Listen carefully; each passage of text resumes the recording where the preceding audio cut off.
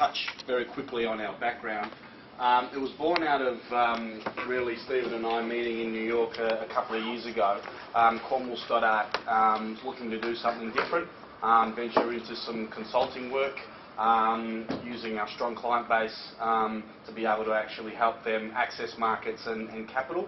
So when I met Stephen, we spoke about this concept and come up with the idea of global access. And in a nutshell, what we really do is we help clients access markets outside of Australia. We can certainly help them within Australia as well. And most times, accessing other markets requires capital, so we actually assist with capital as well, and we have a lot of relationships with everyone from VCs to investment banks to high net worths in the US and Australia that can actually help that. We have synergistic joint venture partners that can actually help with capital and growth into markets as well.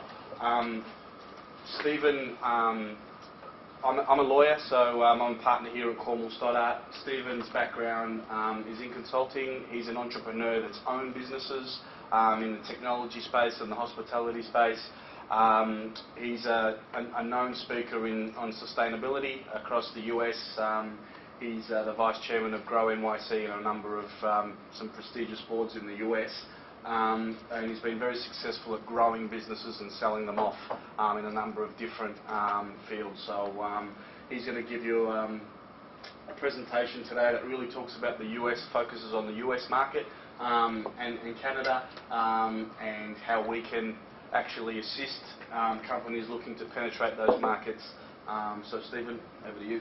Thank you. Welcome everybody. I noticed you didn't eat. Everybody ate before they got here.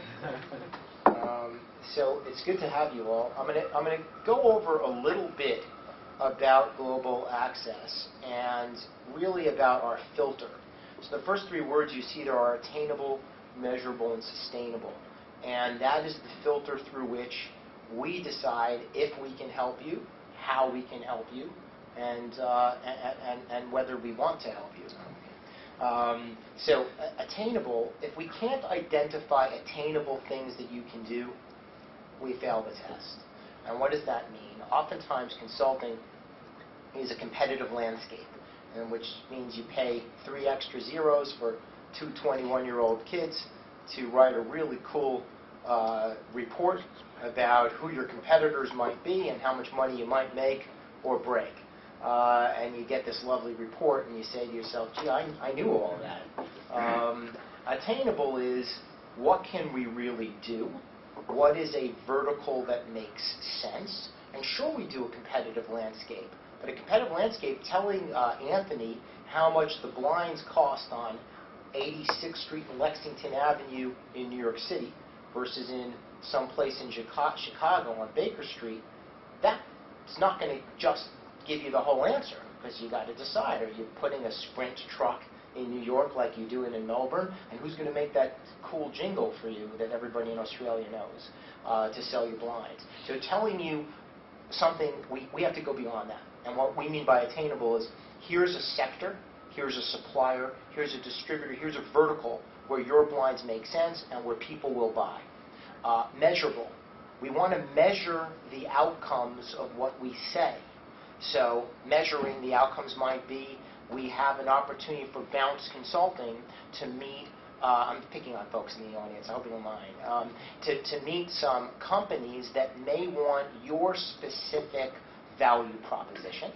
Here's the list of companies. Do you think that's a measurable experience? If you came to America and you had 8 meetings with companies, with the HR director, if that's the appropriate person, or the outsourcing person to get female executives jobs, if that's, because that's something I think Balance has a apt for, is that a measurable outcome? And sustainable, meaning once we bring Anthony there and we figure out the jingle and we know your blinds are better looking than the blinds down the street at Janovic on the Upper East Side of Manhattan, we have to have a sustainable game plan.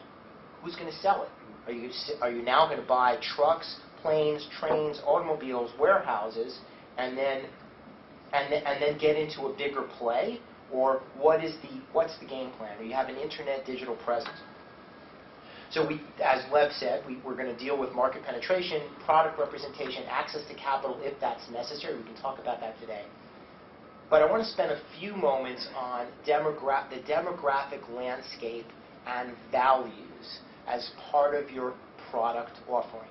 So we have folks who have a beautiful rice business. So the old school consulting says, what is the uptick in rice?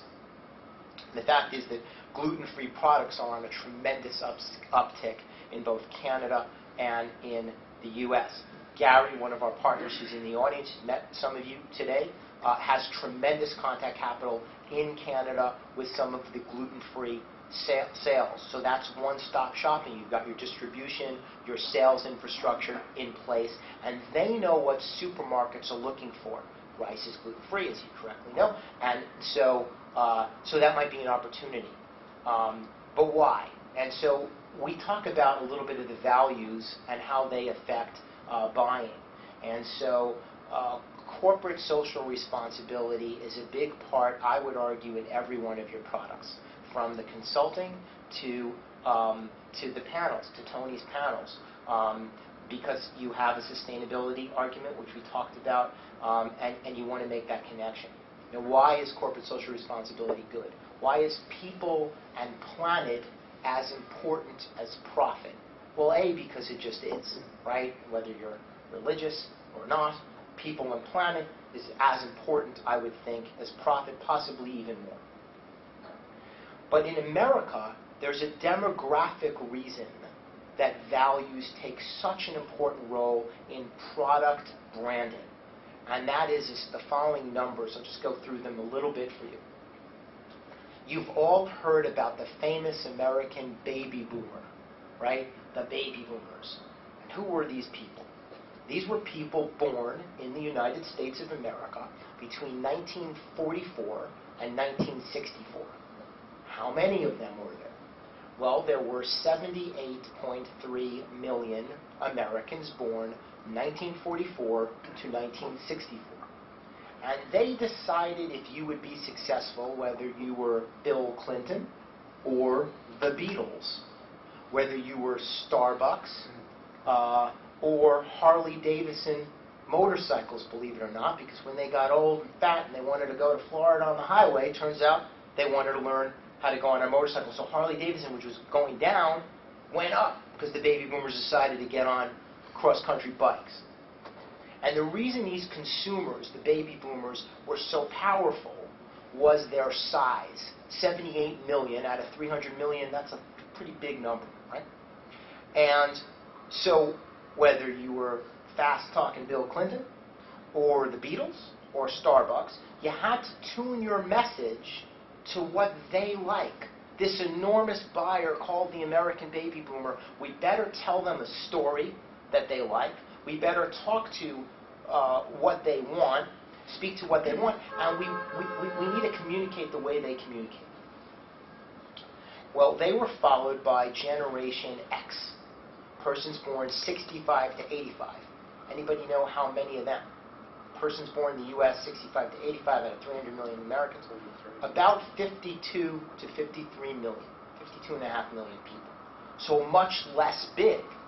And so they got called all kinds of ugly names. They were told that they were lazy, inefficient,